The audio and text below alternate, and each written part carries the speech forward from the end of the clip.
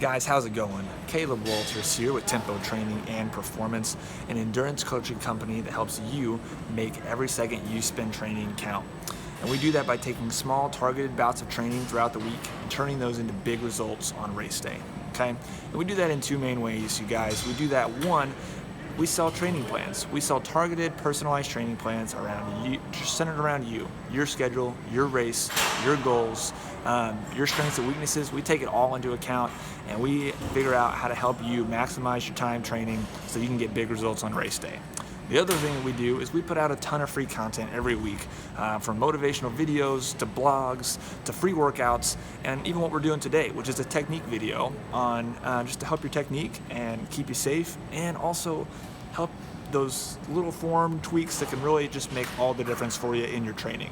So guys, what we're doing today is another Technique Tuesday video in the middle of a little mini series we're doing on strength training for runners.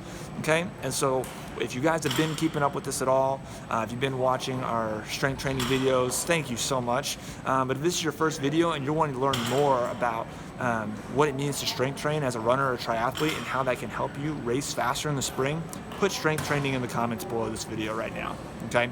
And we'll kind of help keep you in the loop on ways you can be doing that, okay? So today we're going to be talking about the fourth movement that we want to incorporate into our strength training plans, and it is the pulling movement, okay? So you guys thinking, the pulling movement, that's really vague and not super helpful. We're gonna get there, don't worry. So a couple of examples of pulling movements that you can do in the gym, obviously pull-ups, any kind of rowing movement, lat pull downs, anything that basically works the muscles in your back, in your upper back, your rhomboids, your lats, any of those muscles. Those are going to be really good exercises to incorporate, okay? And there's three ways and three reasons that these exercises are so important for us, not just as runners and triathletes, but as people. And those three reasons are that these pulling motions really help us improve our posture, our power, and our propulsion, okay? So posture, these muscles are hugely important for us in terms of our posture, because guys, most of us are working a desk job, or we're students and we're spending a lot of time on our computer and on our phones, and we end up with this like rounded, everything's in front of us. So we just have to kind of end up with this rounded posture all day long, and we don't use these muscles in our back very often, and so we end up with this really slumped forward posture. So these exercises are really good because they help us kind of straighten up and strengthen the muscles in our back to help us maintain a good posture throughout the day. 2, power. These are really helpful muscles for power because once we have good posture, we're able to use, like, our arms and our legs are able to generate more power because they're pushing off of a solid base, okay? I talk about the core a lot of times kind of like the surface that you're running on. So if you're running on sand versus running on concrete, you know, you're able to produce a lot more like speed and propulsion because you're pushing off of a harder surface than losing energy in that soft, sandy surface, okay? So our core is the same way. If our core and our posture is good and we're not slouchy and sloppy and moving all over the place, our arms and legs can generate more force when we're running and biking and swimming, okay? And that goes to the last point, propulsion.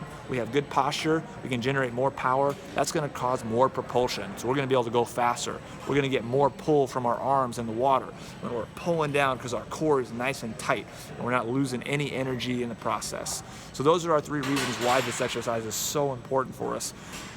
And today what we're gonna do, instead of going over all those different ways that you could do a pulling motion, all of which are really good, we're gonna talk about one that's really a good one to start with, because I think for most of us, especially triathletes, this is one that translates super well into our racing and into our training, okay?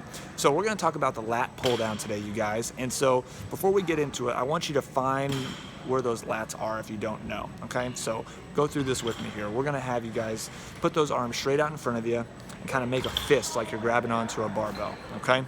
Then what I want you to do is think about trying to bend that barbell with both arms, okay? And basically what you should be feeling is this muscle kind of underneath your armpit and on your back, kind of pulling your shoulder blades down and in, and your elbows kind of trying to bend. You should feel this muscle under your, kind of on your side, under your armpit, kind of turn on. Well, that's your lats, and those are the muscles that we're gonna be using in our exercise today, okay? So for the lat pull downs, the machine looks a little something like this. Kind of show you here. It has a bar kind of like this, okay? It has a little cable, and it has the weights down there at the bottom, okay? So what you're gonna do is first you're gonna walk up, you're gonna select the weight, and then you're gonna grip the wide portions of the bar, okay? So you're gonna do the wide portions of the bar, and the reason you're gonna do that is because the wider portion of the bar helps you recruit your lats and those muscles that we're trying to use, okay? So then you're gonna pull the bar down to just below your chin, and you're gonna make sure that it's slow and controlled, and you're just gonna slowly raise it and then pull it back down, trying to bend that bar and pull those elbows down to your side, okay? So this is kind of what it looks like. I'll give you guys a quick demonstration here.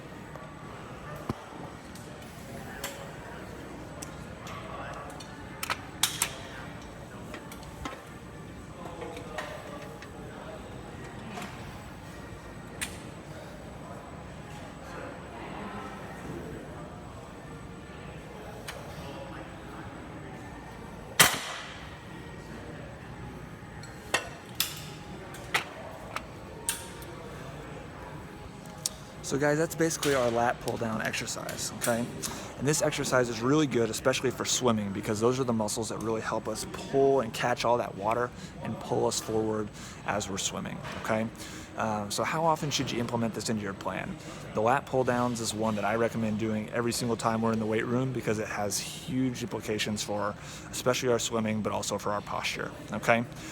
So guys, doing this, again, we're strength training 1 to 2 times a week for most of us, 2 to 3 sets, and those sets should be between 8 to 12 repetitions every time we're doing it, okay? So guys, that is basically our Technique Tuesday for today on the lat pull down and the pulling motion. If this makes sense, go ahead and put "makes sense" in the comments below. Any other questions or anything you guys have, please place those down there, and I'd personally go through each one of those and answer those to the best of my ability. And if you guys are wanting to know a little more information on basically just how to stay strong with running, training, triathlon, and you have not downloaded the 5 dynamic warm-up exercises to prevent injury in runners, go ahead and put dynamic warm-up in the comments below, and I will send you a copy of those 5 dynamic warm-up exercises that I do before every single run and have been huge in keeping me healthy while running and training. So guys, thanks again for watching. Hope this video has helped you. Have a great week and train with tempo, you guys. We'll see you later.